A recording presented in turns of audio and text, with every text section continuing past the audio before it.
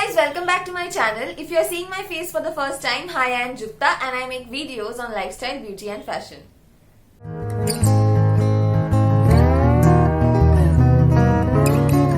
Budgeting can get quite difficult in everyone's life, be it a small trip or even your daily expenses. It can be a bit hectic to maintain and to understand your expenses. And as a college student, and I guess most of you watching this video are mostly students, either college or university. So as a student, it is very difficult to maintain your expenses because you have low income but you have a lot of expenses, your daily expenses. So today I'm going to share with you 4 simple ways on how you can manage and maintain your own budget very easily.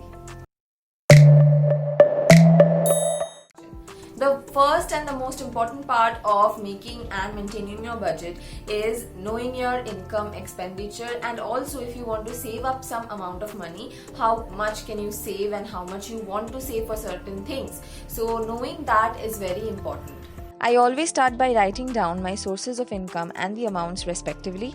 Then I jot down my expenditure and also the amount of money I want to keep aside for savings and other agendas.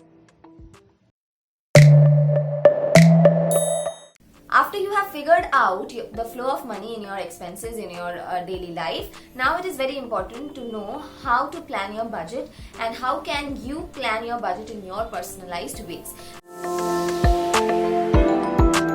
So a great way of maintaining your expenses and budget on your phone is an app called iSaveMoney. I'll be putting the link of the app in the description box down below.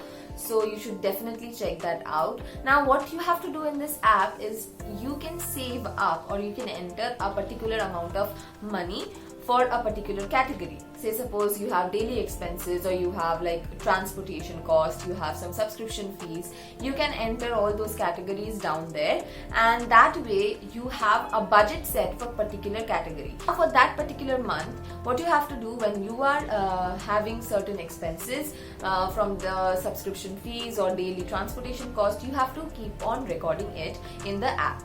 That way it keeps on deducting the amount you have used or the amount you have already spent, and you can understand how much money you are left in that budget, and if you are exceeding the budget somehow, you can control your expenses. Of us are always comfortable in keeping our expenses, income and expenditure and everything recorded physically. So using an app can be a bit inconvenient to some of us. For them, you can definitely purchase a budgeting journal online or you can make yours yourself, customize it, make it digitally, print it out, or even make it by using your old copies, which I'm gonna do, and I'm gonna show you guys that. I make 3 main sections in my planner, namely income, savings and expenditure, and then I make the required subsections under that, and then I simply jot down my data under them. Here I am using some old spare pages of my notebook and I just clip them to keep them together. Saving is a very vital point of your budget. For a student, it becomes very difficult to even save 100 or 200 rupees because your expenses are high and your income is low. But even if you're saving up, for example 100 or 200 or 500 rupees, you should know how you can keep a record of your savings and not use it up in your daily expenses. What I usually do for saving up my earnings properly is that I put the various amounts of money in different envelopes or zip pouches and I store them separately by sectioning them. I also label them as required. This way you always know how much you have saved up for that particular category. It is a great habit to invest your money so that it flows and grows eventually for a period of time. So there are mainly 3 investment options which you can invest in. The first is shares or stocks. Second is mutual funds.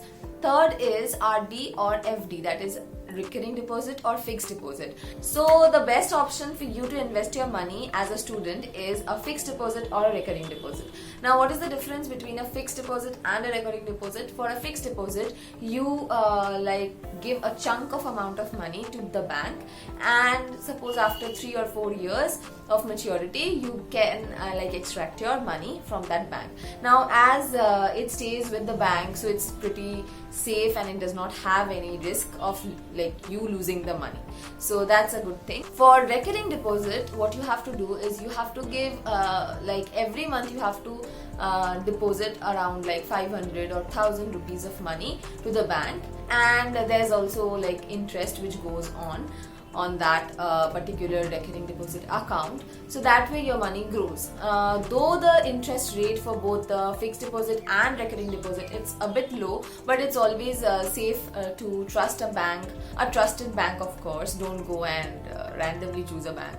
Choose a trusted bank, so that you don't lose your money. Hope you found this video interesting and helpful. Don't forget to smash that like button and subscribe to my channel for more such content coming soon. Share this video with your friends who might want some help in their budget making, and also comment down below on what you guys want to see in my channel next, and I will be seeing you guys in my next video. Bye.